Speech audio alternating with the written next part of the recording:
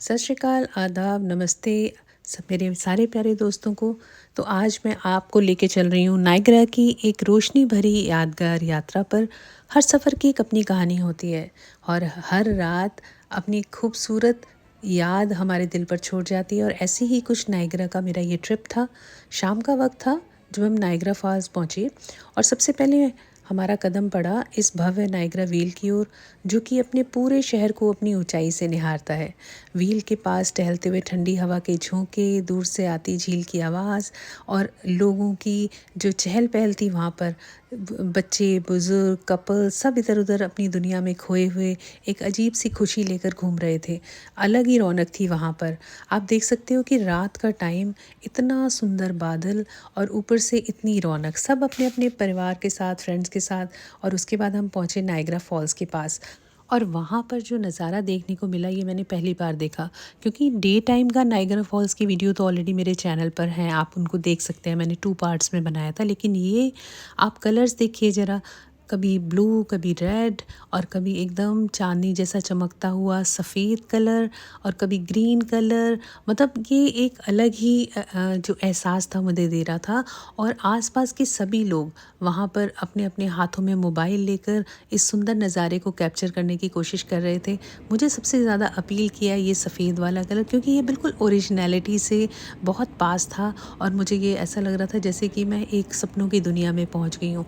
एक मेले जैसा लग रहा था वहाँ पर। हर किसी के हाथ में अपना अपना मोबाइल, कैमरा ऑन, किसी के हाथ में आइसक्रीम, किसी के हाथ में कॉफ़ी और एक अजीब सी खुशबुएं चारों तरफ फैली हुई थी। सब कुछ एक बहुत सुंदर मेला जैसे हम बचपन में देखते थे ना, वैसा नज़र आ रहा था। एक जादू भरा माहौल था और जैसे जैसे रात गहरा रही थी सबकी नज़रें आसमान पर टिकी हुई थी और इंतज़ार हो रहा था फायरवर्क्स का कि जैसे ही शुरू होगा ये फायरवर्क्स और हम सब लोग उस सुनहरे पल को अपने मोबाइल्स में कैप्चर कर लेंगे।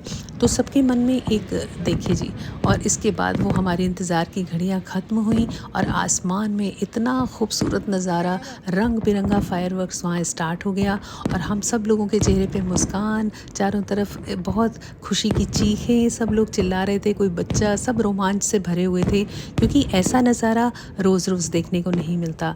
ये एक ट्रिप ही नहीं था बल्कि एक एहसास था इस प्रकृति की खूबसूरती का, इंसानी रचनात्मकता का और हमारे जज्बातों के मेल का।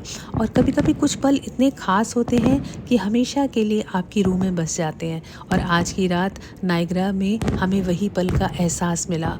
हर कोई खुशी से चीख रहा था और अपनी खुशी का इजहार अपनी अपनी लैंग्वेजेस में कर रहा था। क्योंकि चारों तरफ जो लोग थे, कोई चाइना से बोल रहा था, कोई नेपाली बोल रहा था, कोई फ्रेंच बोल रहा था, कोई चाइनीज़ बोल रहा था, मतलब कोई हिंदी में बात कर रहा था, कोई कनाडा के जो फॉरेनर्स हैं, वहाँ के ओरिजिनल जो रहने वाले हैं, उनकी अपनी लैंग्वेजेस थी। तो एक अलग ही माहौल था। ऐसा लग रहा था सारा संसार आज नायग्रा की इस फायरवर्क्स को देखने के लिए इकट्ठा हो गया है, क्योंकि समर वेकेशन सब ख़त्म होने वाली हैं। तो ये नज़ारा जो था ना, ये सबके मोबाइल्स में, कम से कम लाखों मोबाइल्स में कैद हो रहा था। और सब अपने अपने अलग अलग कोने पे सबने अपनी पहली जगह बना ली थी कि हमें जाकर आज इस रंगीन जो एक नज़ारा है उसे कैद करना है। तो ये मैंने भी सोचा कि मैं भी आज अपने चैनल के लिए इसको इकट्ठा करूं, इस खूबसूरत नज़ारे को, और आप सबके साथ शेयर करूं। आपको कैसा लगा? और सबसे बड़ी बात, हमारा जो मुझे तकलीफ़ हुई ये कि हमारे सारे पैसे जो थे वो मिट्टी में मिल गए जब एंड में हमें ये कहा गया हमारे पति श्री द्वारा कि अरे तुम लाखों रुपए खर्च करके ये देखने के लिए यहाँ पर आए हो। हम लोग तो बचपन में बुलंदशहर में जब वहाँ पर मेला लगा करता था तो वहाँ पर ये ऐसी आतिशबाजी तो हमने बचपन में ही देख ली थी। अब मैं बड़ा पछताई कि मैंने बुलंदशहर वाली आतिशबाजी क्यों नहीं देखी।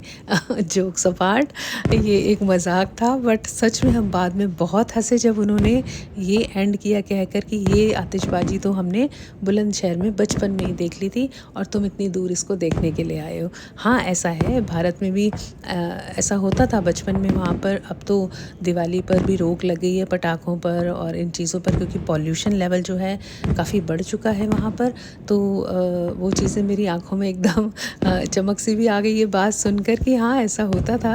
इंडिया में भी बहुत आतिशबाजी बहुत खूबसूरत होती है, लेकिन अब हर जगह का अपना ही एक एक्साइटमेंट होता है। और यहाँ पर तो ऑल ओवर द वर्ल्ड लोग यहाँ पर आए हुए थे। और आप आशा करती हूँ कि मेरी इस कमेंट्री के साथ साथ आप पूरा आनंद ले रहे हैं इस फायरवर्क्स का, जो हमने लिया था, अपनी आँखों से देखा और आपके लिए अपने मोबाइल में कैद किया।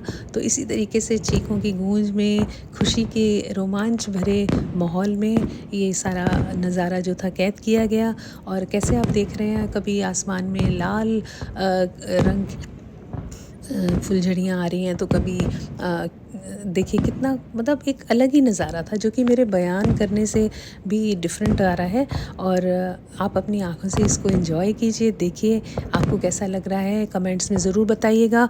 और आप मुझे फ़ीडबैक ज़रूर देते रहिए। आपकी फ़ीडबैक मेरे लिए बहुत इम्पॉर्टेंट होती है कि मैं आगे आपके लिए किस तरह की वीडियोज़ लेकर आऊँ, आप क्या देखना चाहते हैं, आप कनाडा से मैं आपके लिए क्या नज़ारा कैद करूँ अपने मोबाइल में और आप तक पहुँचाऊँ। मुझे उम्मीद रहेगी कि आप डेफ़िनेटली मुझे बताएंगे।